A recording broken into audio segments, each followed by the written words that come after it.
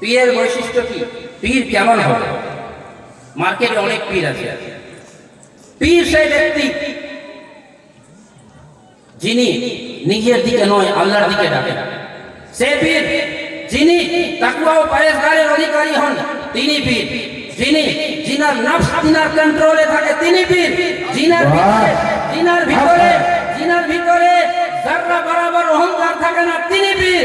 জিনার ব্যবহার নম্র, তিনি পীর। জিনার জীবন কোরআন ও হাদিসের আলোক থেকে এদিক ওদিক হয় না, তিনি পীর। যিনি নিজের জীবনে কোনোদিন শিরক ও বিদআতের সঙ্গে যুক্ত হন না, তিনি পীর। সুবহানাল্লাহ, সুবহানাল্লাহ, কি বাত है ভাই। যিনি সূর্যের মতো ব্রাইট হন, উজ্জ্বল হন, তিনি পীর। যিনি চাঁদের মতো সুন্দর হন, তিনি পীর। যিনি সমুদ্রের মতো গভীর হন, তিনি পীর। যিনি পাহাড়ের মতো মজবুত হন, তিনি পীর। জিনার ভিতরে সিদ্দিকে আকবরের সাদাকাতের জলওয়া দেখতে পাওয়া যায়, তিনি পীর। জিনার ভিতরে উমরের আদালতের জলওয়া দেখতে পাওয়া যায়, তিনি পীর।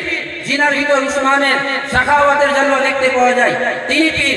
জিনার ভিতরে হায়দারে কাররারের সুজাতের জলওয়া দেখতে পাওয়া যায়, তিনি পীর।